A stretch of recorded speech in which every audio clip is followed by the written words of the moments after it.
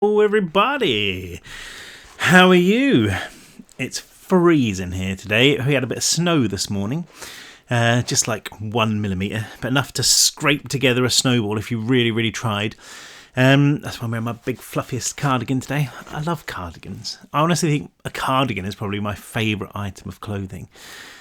It's really sad that I'm having this conversation right now, but honestly, I would pick a cardigan over everything. They're fluffy.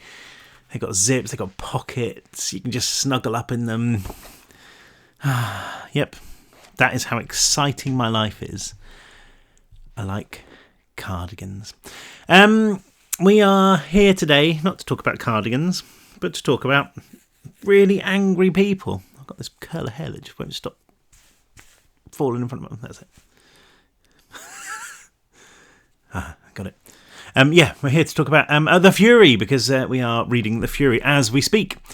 And we are a good chunk of the way in, actually. I would say we're about 2/3 of the way through. And it's all gone very, very weird. Brick, Cal, Rilke, Schiller, Daisy, Chris, Jade and Adam are all now camped out in Fursville. And they've all started to realise that they can kind of read each other's thoughts. They don't really know what's going on there, and they've kind of started to think about whatever is inside them, making people react to them, making people really angry, is something they think they've seen, kind of rushing out of the guy who died, like this figure of flame. And in London, completely separate to all this, is a corpse that they found that is inhaling, and no one knows where all this air is going. And they're trying to research what this thing is. They've got some emergency teams because this is like breaking the rules of physics. These are a few chapters called The Other, and we are about to start today with another chapter from The Other. This is The Other Part 3. So we are back in London with Murdoch. And Rilke, at the end of the last chapter, she killed Brick's girlfriend, and she's basically said, I have been chosen, we've all been chosen to purge humankind from the planet because we are different, we're not human anymore. That's her take on all this. So The Other, Part 3. Your enemy the devil prowls around like a roaring lion, looking for someone to devour. Murdoch. The M1 motorway, London, 7:16 p.m. The convoy was made up of 19 vehicles. 4 police bikes took the lead, sweeping other cars out of the way, blocking the entrances onto the dual carriageway, and letting the first 3 black government limousines move at a constant 70 miles per hour. Smack bang in the middle was a private ambulance, long, black and windowless, which looked more like a hearse. 2 more police bikes flanked it, their riders equipped with machine guns and dark-visored helmets. Another 3 limos rode in their wake. Detective Inspector Alan Murdoch sat in the second of these, sandwiched between Dr. Sven Jurgensen, the Scotland Yard pathologist, and one of his assistants from the morgue. He glanced through the tinted glass of the rear window to see the 2 squad cars and 4 bikes that formed the tail of the convoy. Their blue lights turned the city around them into a constantly shifting ocean, the illusion so strong that Murdoch suddenly felt like he was drowning, like there was no oxygen left in the car. He sat forward, sucking in air, the seatbelt tight around his neck. The convoy thundered onto a roundabout, hardly slowing, then pulled onto the M1. Wide-eyed people watched them go from inside their cars. If only they knew, he thought, peering through the vehicles in front to see the ambulance. Its single patient lay in a bed in the back, not alive, not dead either, breathing in that one endless howling breath. If only they could see. He wanted to signal back at them. He wanted their help. He wanted them to know that he was a prisoner. Of course, they'd never actually said that, the soldiers who'd escorted him out of his Thames House cell. They'd invited him to come with them, but there had only been one answer he could give. This was MI5. This was national security. He may have been one of the top-ranking detectives in the capital, but if he'd made a break for it as he so desperately wanted to, they'd probably have shot him dead on the spot.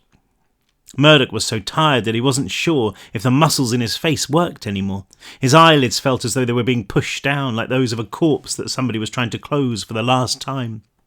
His skin broke into painful goosebumps at the thought, and he had to sit forward in his seat again, fists clenched, to stop the world from spinning. The guy to his left, one of Jorgensen's assistants, sat with his face against the window, sobbing gently. He'd been like that since they left MI5. A police bike accelerated past them, its siren squealing, vanishing past the side of the ambulance. "Oh, please let us stop," Murdoch prayed. "Let something distract them so I can get out of here." But the convoy continued, blasting through the heavy evening air like a freight train. They were heading out of London, he realised, going northwest. The only place he could think of that lay out this way was northward, the military base. He looked to his side, past Jorgensen's weary face, through the shaded window which turned the sunlight to toffee. He lived close to here, over in Finchley. Right now Alice would be putting John in the bath, maybe feeding him, trying to stay calm for the baby. She'd have called his work by now, his friends. She'd be desperate. Maybe the security service would have already spoken to her, told her that he'd been detained, but that would only make her more frantic. He wished he could put his hand to the glass, somehow beam out a message to her. It's going to be okay. He realised he was doing it anyway. I'll be back soon. I won't let them keep us apart. I promise. Please don't worry. It was as he was directing those words out of the car, willing them to fly home, that he heard the squeal of brakes in front. Then the back door of the ambulance opened, and the unravelling of his world began. "Mick, what the hell's it doing?" Mick rose and jumped at the sound of his partner's voice. He felt like he was lying on a knife edge, the slightest movement or sound ready to slice him in two. He'd never been this scared in his life, even though he'd been a medic in Iraq and Afghanistan, even though he'd ridden in ambulances across battlegrounds and minefields and through enemy camps with bullets punching through the windows. He thought he'd seen just about everything there was to see, every horror that man was capable of inflicting. He'd thought wrong. He glanced at the trolley that lay in the centre of the private ambulance. There were no machines there, no wires or drips. Why would there be? The man that lay on it, a sheet pulled up to his neck, was dead. He had no pulse. His blood wasn't flowing. He stank of rot the way any day-old corpse does in the middle of summer. Yet his mouth hung open, too wide, a snake's mouth just before it devours its prey. And it was still inhaling that single, unending breath, that hellish wheeze, which had already made Mick throw up once that afternoon and which was close to making it happen again. He was wearing a biohazard suit, though, so he didn't have a choice but to hold it back. He swallowed a mouthful of bile, groaning without even knowing he was doing it. Nobody knew for sure what this thing was, but there were rumours. They'd had a priest come in to look at it. Not a doctor, not a surgeon, but a priest. That had spooked Mick more than the corpse itself. That and the fact that he'd heard a few people whispering words like Antichrist and Defiler. It was absurd, ludicrous, until he looked back at the body and heard that awful, guttering breath. What do you mean? He managed after a moment or two. His partner, sitting next to him at the back of the ambulance, was Alec Garrow. They'd been working together for a couple of years now for SIS, mostly disposing of the bodies of terrorist suspects who'd been subjected to over-enthusiastic interrogation. They weren't exactly friends, but they got on okay, united by the knowledge that what they were doing was keeping the country safe, was keeping the bad guys out. "I thought," Alec started. He was staring at the corpse, and most of the colour had drained from his face, leaving it ashen behind the plastic of his visor. He shook his head, sitting back. "Nothing. It's nothing. That thing's just giving me the heebie-jeebies." The ambulance swung round a corner, hard enough to throw Mick against Alec. His seat wobbled, and for a second he thought he was going to end up face first on the corpse. This time a wad of something he'd had for lunch made it up his throat, sitting on his tongue. He swallowed again, drenched in cold sweat. "Hurry up," he screamed at the driver. They were only going to Northwood. Why hadn't they arrived yet? He would practically give anything to get out of this metal coffin. He felt the ambulance slow, pulling left and accelerating again. Was the driver trying to make him chunder? "Mick, there it was again." Alec was on his feet this time, gripping the door handle. He was staring right at the corpse, the look on his face, one of a man who's just seen his kid get hit by a lorry. Mick's heart lurched, palpitating, as if it couldn't quite remember how it was supposed to work. He massaged the pain from his chest, still watching. He didn't want to see what the other man was seeing. Still watching Alec. He didn't want to see what the other man was seeing. But something dragged his head round, forcing him to look. The corpse lay there, those eyes so dead and so alive at the same time. He'd tried to close them, as had Alec, but they kept springing open. There was a darkness in those milky, lifeless pupils, a heavy black weight, which seemed to fly back and forth, invisible but unmissable. It was like there was something in there that wanted out. "What?" Mick started, and then he saw it himself. The corpse's mouth was widening. It wasn't opening, it was just getting bigger. Mick realised he was on his feet as well, his back pressed against the door of the ambulance. "Open it," his brain screamed. "Open it and jump, because better to be dead on the motorway than to see this." But he could no more turn the handle than he could force a cry up the constricted passage of his throat. A tooth dropped from the corpse's gums, vanishing into its throat with a dry click. Another followed, sucked in like it had been hoovered up. And that noise, that relentless breath was getting louder, increasing in pitch like a jet engine before takeoff. "No," Mick said, shaking his head, the fear like a suit of razor wire beneath his skin. "No. Keep saying it and it'll stop. It has to. No. Please, no." Those gums were crumbling, dissolving into its expanding maw. It reminded Mick of a sandcastle at the beach when the tide rises, the water lapping away at the foundations, pulling it in slowly but inexorably. The dead man's lips, too, were coming apart, breaking into a million particles which defied gravity, circling the chasm of its mouth. "Jesus, stop the ambulance!" Alec was screaming, the words misting up his visor. He was clawing at the door now, thumping on it, his eyes so wide they didn't look real. "Stop the ambulance! Let us out!" The ambulance didn't slow. The screams lost in the turbine howl of the corpse's breath. Its eyes had changed too. That spark of life inside them was brighter, full of rancid glee. Mick reached out and grabbed Alec's arm, holding it tight. "Where's your radio?" he asked. Alec stared back like he didn't recognise him. "Your radio, Alec!" "Your radio, Alec!" Alec didn't reply, and Mick realised he'd lost him. He'd seen what fear could do to a man. It could strip his mind in seconds and leave him nothing but a collection of broken, unconnected parts. Mick swore, scouring the ambulance for the radio. It was the only way of getting through to the driver. The cabin back here was soundproofed. "Don't look at it," his brain told him. He knew that his own mind was on the verge of cracking. He could feel the madness there, like an unscratchable itch right at the base of his brain. "Don't look, Mick." And yet how could he not? His head seemed to swivel around by itself, his eyes focusing on the nightmare in the middle of the ambulance. The corpse's face was a whirlwind of particles which circled a throat of utter darkness. That throat wasn't just lightless, it was devoid of everything. It was pure, absolute absence. It was still growing too, the flesh of the man's cheeks and nose crumbling into dust, circling that pool like debris around a black hole. And those eyes, those dead, all-seeing eyes, they were alive with laughter, a sick delight that seemed to scoop out Mick's insides. He collapsed against the door, the radio forgotten, all things forgotten. Nothing mattered anymore. How could it, when something like this existed? The ambulance slowed and Mick felt himself being pulled towards the centre of it.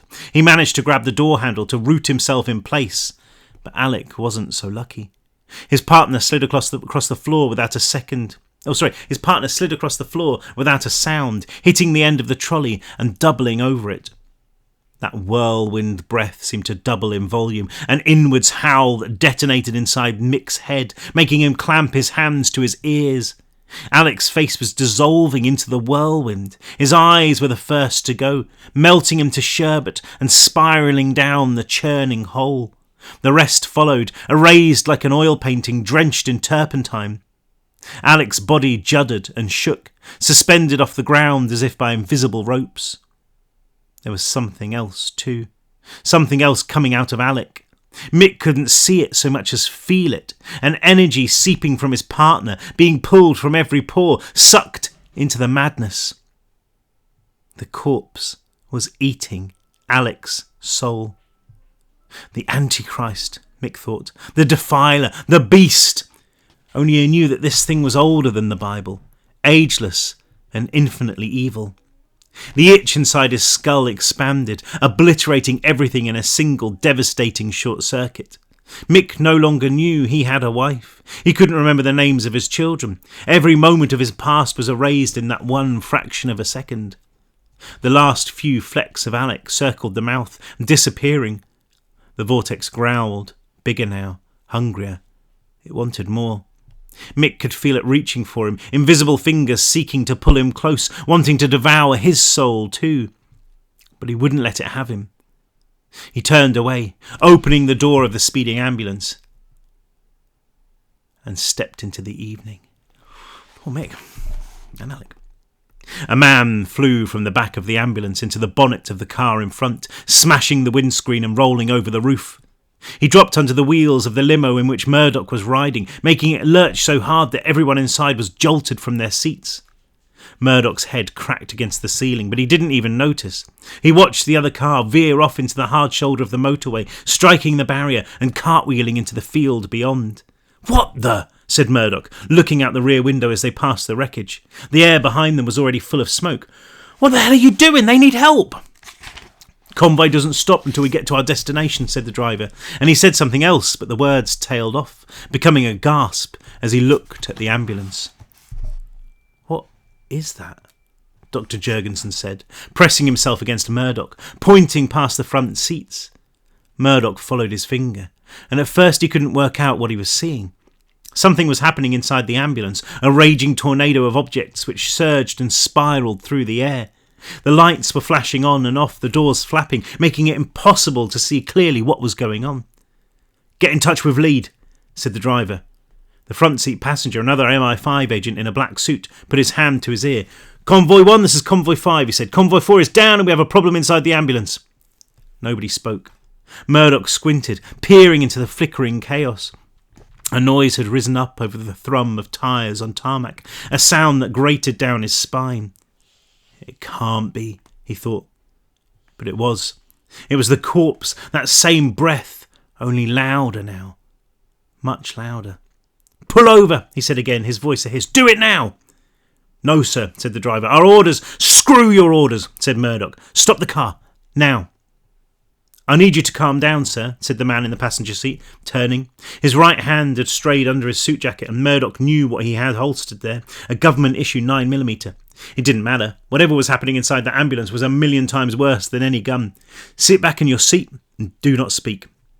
Murdoch didn't obey. He reached to his side, past Jurgensen, grabbing the door handle and wrenching hard. It was locked. He tried the other side, the morgue assistant next to him no longer crying, just staring through the windscreen, making choking noises. "Sir, if you do not sit back in your seat and calm down, then I will be forced to subdue you."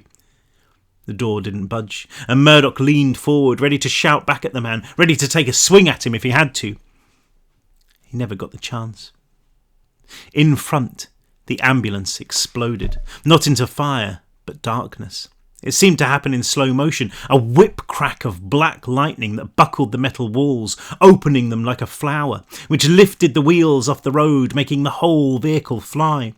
A lightless wave pulsed from the ruined ambulance, so dark that it hurt Murdoch's eyes to look at it.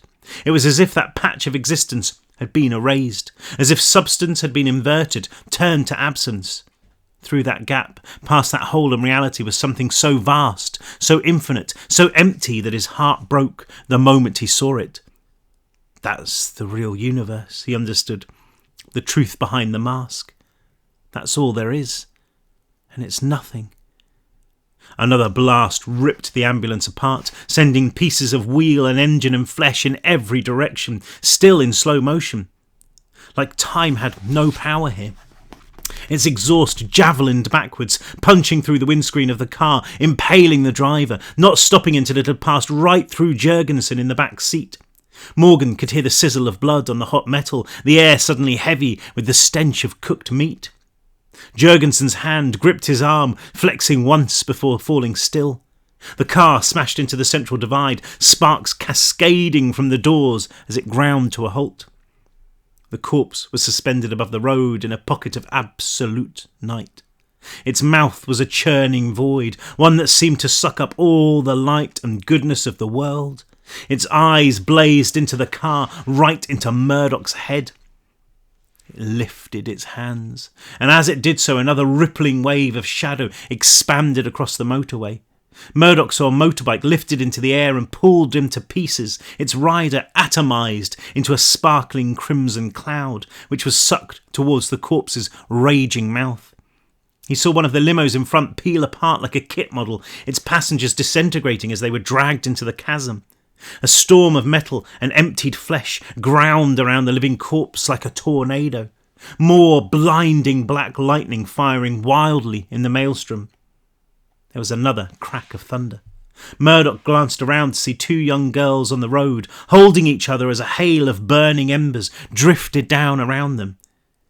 They stared at the monster hanging there. "I'm sorry," one of the girls spoke, a voice that seemed to be whispered right into his ear. "I can't save you." He reached out to them, his fingers pressed into the glass. "Don't be sorry," he thought. "It'll devour you too. It will devour us all." "Alice," he said, thinking of his wife, of his son, knowing that he would never see them again, not in this life, not in any other. The corpse gestured again with its fingers, and more of the world disappeared beneath a blanket of darkness. Murdoch felt his car rise off the ground. Then that shadow reached him, and it was as if everyone he knew and loved had died, a grief so heavy, so impossible that it literally pulled him apart. He lifted his hands to his face, seeing his fingers begin to fragment into particles the size of sand grains. They funneled up towards the dead man, his hands vanishing, then his arms, his vision sparking as his brain turned to dust. And it was almost worse that there was no pain, because at least pain would be one final reminder that he had once lived. But there was only that vast, roiling, infinite, silent darkness. Then nothing. Sorry. The Fury. This chapter. The character is called The Fury. Thursville, 7:31 p.m. Brick felt it. He was drenched in sweat from toiling in the unforgiving sun, every muscle aching. He laid down the shovel, straightening his back, feeling as if night had fallen suddenly and without warning, even though the sun was still warm on his back. Lisa lay beside him on a patch of light-drenched grass close to the back fence, covered with a tablecloth. He had carried her out here himself, her dead weight making her 100 times heavier than she had been before. He hadn't yet looked at her face, because he knew that once he did, there could be no more doubt, no more fooling himself that she'd be coming back. He blinked, the sunshine gradually returning, but that chill remained, keeping the goose flesh on his arms. He picked up the shovel, stepped into her grave, and carried on digging. Cal and Daisy felt it. They were watching Brick from a distance, her hands wrapped tight around his arm the way she had always clung onto her mum. They turned to each other, both feeling that same sudden, crushing sadness, the knowledge that something in the world had gone terribly, irreversibly wrong. It was like animals sensing an earthquake. Cal thought, not knowing why they're scared, just understanding that they have to escape. It's the Fury, he realised. Things are changing. And even as the words crossed his mind, Daisy hugged him tighter. He looked into her pale eyes and saw her voice there. "It's going to get bad, Cal. It's going to get a lot worse." He gripped her tight, the same way he would grip a float if he was drowning. He didn't ever want to let go. Jade felt it. She sat slumped in the hallway inside the pavilion, a dead man within spitting distance. She felt it as a pressure, one that grated down the corridor and forced itself into her head, blocking her ears like that time she dived too deep into the swimming pool. It sat there, an unwanted guest, making even the sadness seem obsolete and futile. It was so dreadful that she opened her mouth to scream, but she couldn't get the noise out. She sat there, silently howling, knowing that nothing would ever be the same, nothing could ever be good again. Chris felt it. He stood on the beach, throwing stones into the sea. He watched one hurtle through the hot air, thinking that despite the fury, despite the shootings, things weren't all that bad. At least the sun was shining. Then, in an instant, it was as if the ocean rose up, a solid wall of darkness which towered over him, which blocked out the light and which dragged itself over the world, burying everything in silt and salt water. He dropped to his knees, fighting to remember how to breathe, blinking reality back to life. But even with the sun on his face, he knew that the darkness was still there. It had been born. Adam felt it. He slept deeply in the pavilion foyer. His dreams of horses and fairgrounds were abruptly tainted, like ink spreading through a bowl of water. Dark, bulging clouds mushroomed outwards, their blue-black surface as dense as granite, polluting everything and leaving him alone inside a bottomless cavern. He cried out for his mum and for the girl, Daisy, but all that existed in the night was him and a shapeless creature of boundless sorrow. His sleeping body shook, but he did not wake. Rilke felt it. She shivered in the candlelit restaurant, still holding the revolver. She'd killed for a reason, because she'd had to. Because they all had more important jobs to do, and they couldn't let anything stand in their way. But the faces of the man and the girl she had murdered hung before her, ghost-like against the gloom, not speaking, not moving, just watching her. They'd be there forever, she realised. They'd be there until she died.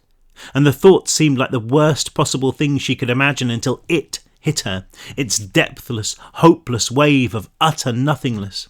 She dropped the gun, clamping her hands to her head, screaming, "Go away, go away, go away, go away, go away!" Even Schiller felt it, locked inside the cold casket of his body. He groaned, twitching, shedding sparkling flakes of ice on the floor. Rilke shot up, running over to where he lay and collapsing to her knees beside him. She called his name, holding his head, stroking his cheek, waiting for his eyes to open. He moaned again, a nightmare noise. Then he lay still. But she knew he'd sensed the same thing as her, even from deep inside whatever fathomless sleep he was lost in. He understood what was happening.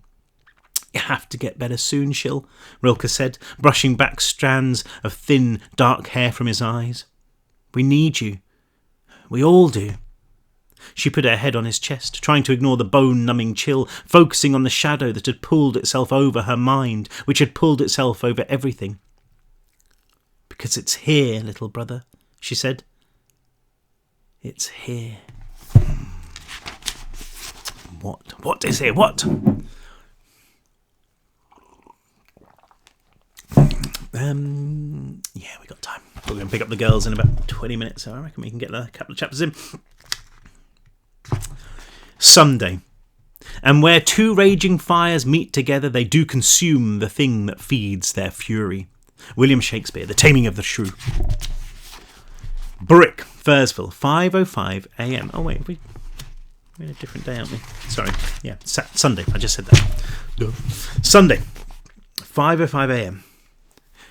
Brick woke to the sensation of needles in his back, moving rapidly up and down his spine. It wasn't painful, it was almost relaxing until something else began to jab into the flesh of his shoulder. "Ow!" he said, rolling over, the world a blur. There was a flurry of noise, wings beating and a coarse caw. He blinked hard until he made out a seagull on the ground a few feet away. It stared at him with black-eyed curiosity, skipping closer as if about to begin another attack. Brick grabbed a handful of soil and lobbed it at the bird, watching it waddle clumsily, then soar with perfect grace into the burgeoning dawn. "Yeah, you better run," he called after it, and he almost managed to smile before remembering where he was. The sandy soil was from a mound next to him, a 5'5" by 3 outline in the grass. It had taken hours to dig, but only minutes to fill in. He desperately swept earth over the corpse and its checkered tablecloth shroud until no trace of it remained. She had been cold when he touched her. Stiff. She hadn't felt real. Brick wasn't sure if that had made it easier or harder. He'd walked onto the moonlit beach when he'd finished. There he'd found a starfish, a dead one. He'd placed it on the head of her grave and told himself he was doing it as a mark of respect, so he wouldn't forget. In reality, though, he'd done it because he worried that if he didn't weigh down the grave with something, then her body would crawl free in the night. It would come after him. He'd followed the starfish with about 100 stones.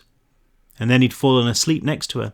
She had been cold, but the earth had been warm. It had spent the day soaking up the heat, and the touch of it on his skin was almost human. It could have been her lying next to him, keeping the night at bay. But it wasn't, of course. He'd killed her. He hadn't pulled the trigger, but he hadn't stopped it from happening. And that made him as guilty as Rilke. Rilke.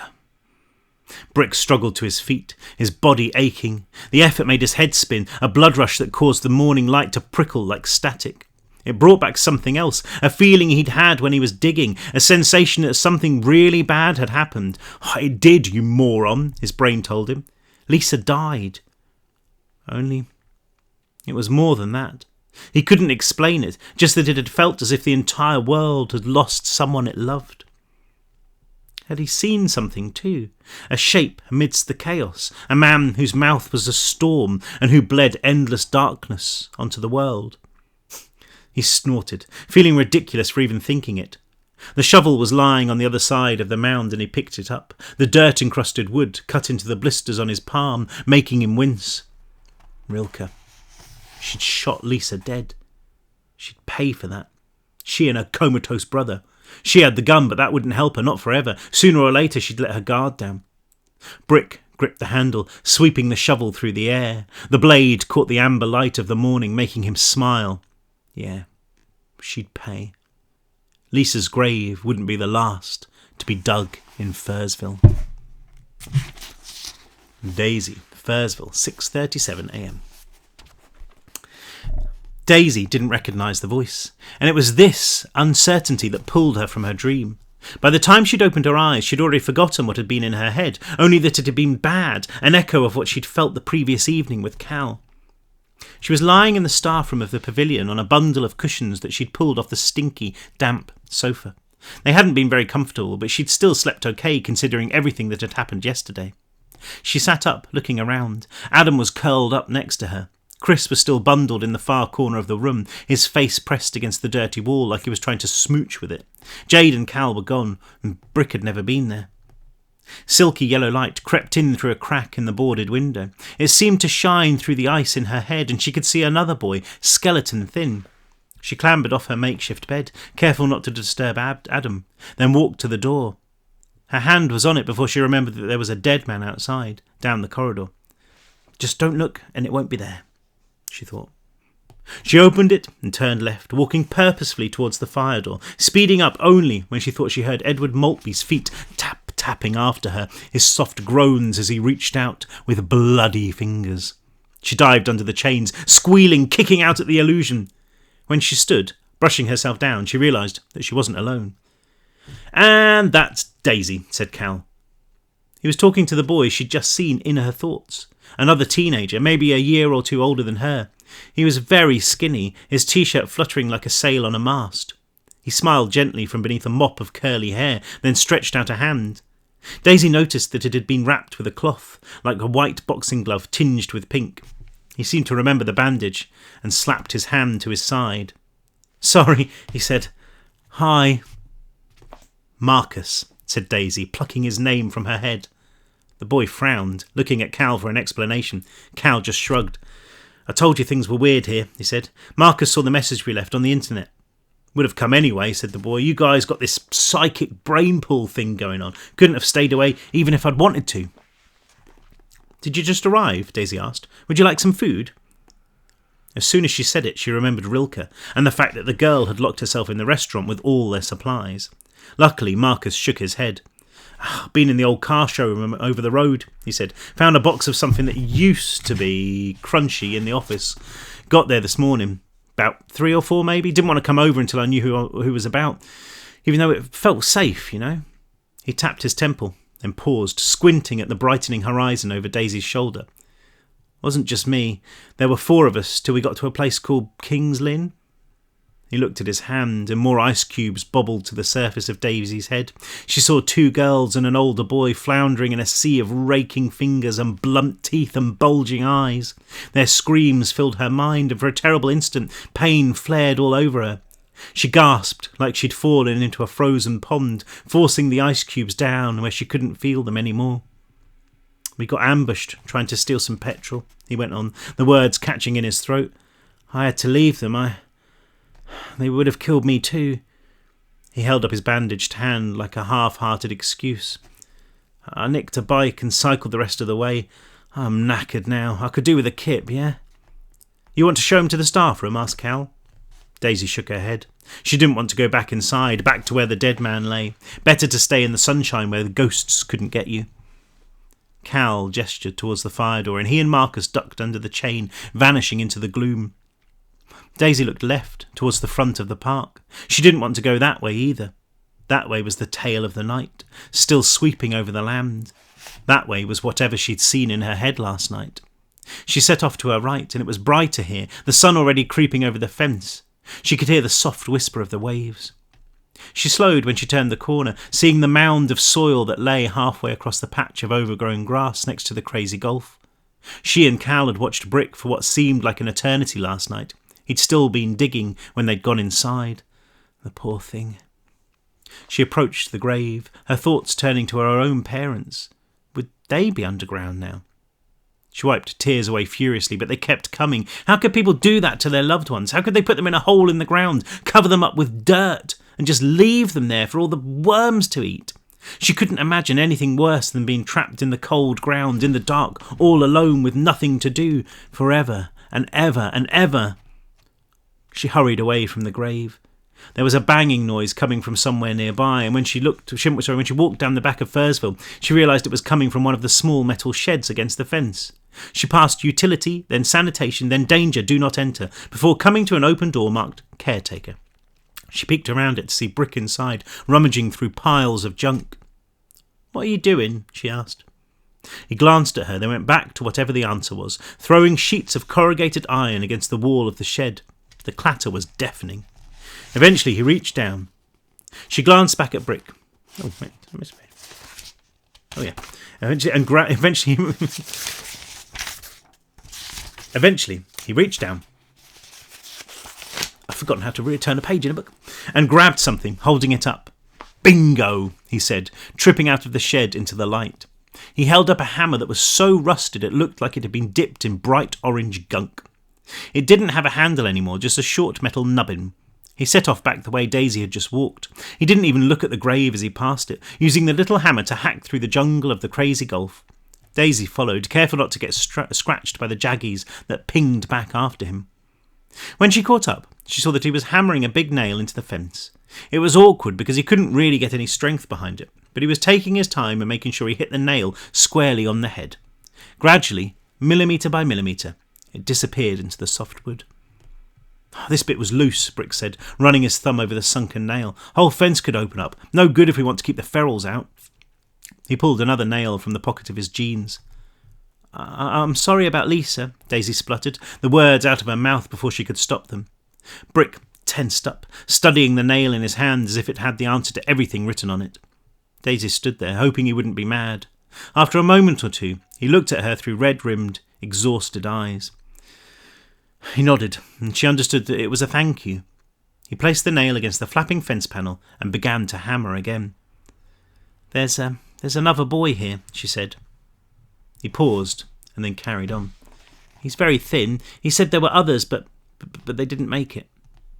He finished the nail and started on a third. Daisy hopped from one foot to the other. She was hungry, thirsty too. She didn't want to ask Brick about food, though. She didn't want to give him any reason to go inside and see Rilke. Only bad things could come from that. But there was another matter she wanted to talk to him about. "Brick," she started, talking over the hammer blows. Did you feel it too, yesterday?" He didn't even pause this time, tapping away at the nail until it vanished.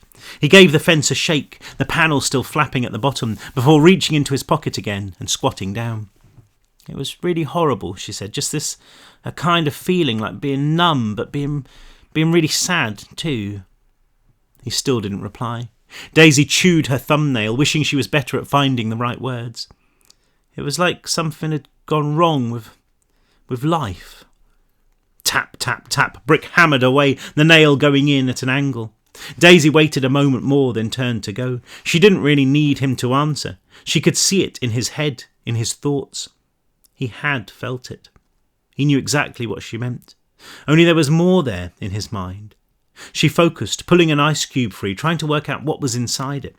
It didn't make any sense. There was only chaos, like a whirlwind, and a constant, gasping noise that made her flesh crawl. Something awful, something evil, something... She glanced back at Brick to try and fine-tune the image. He was looking at her, and as their eyes met, an understanding clicked home. This storm, this whirlwind, this bad thing, it wasn't a something. It was a nothing. It was the absence of something, and that absence was spreading, deleting, erasing, cancelling everything it touched. That's why it felt so sad, so horrible, because this thing was the very opposite of life, the opposite of death too. It was the opposite of everything. Antimatter. The word that floated to the top of her thoughts belonged to Brick, not her. She didn't even know what it meant. She knew that he was thinking the same thing as her, though. They both knew what it wanted, this other. It wanted to take everything and turn it into nothing, to devour it, to wipe it from existence. And when it was done, reality would be nothing but an empty hole in time. And I think we'll leave it there on that rather sinister note. And tomorrow we'll be back with Rilke, and we'll see what happens next. So yeah, this is the Man in the Storm. We are, we probably still take us a week or so, but we are churning through this much faster than I thought we would. So I hope you're enjoying it. I hope that chapter wasn't too gross. Being impaled by an exhaust, I've forgotten about that. I forgot about Marcus too. Isn't it amazing how these characters, they lived inside my head for so long, and suddenly they just, you forget about them and they bounce back. I remember all the main characters. Obviously, it's just these extra ones that pop in and out of your head and out of your life. Very strange. Oh, a bit of hair is back. What are you doing? It's I need a haircut. So I hope you enjoyed that. I hope you especially enjoyed my inane wittering throughout this episode, and I especially hope that you enjoyed my cardigan, because like I said, cardigans are the best. Have a great day, whatever you're doing, and I will see you all very soon. Take care.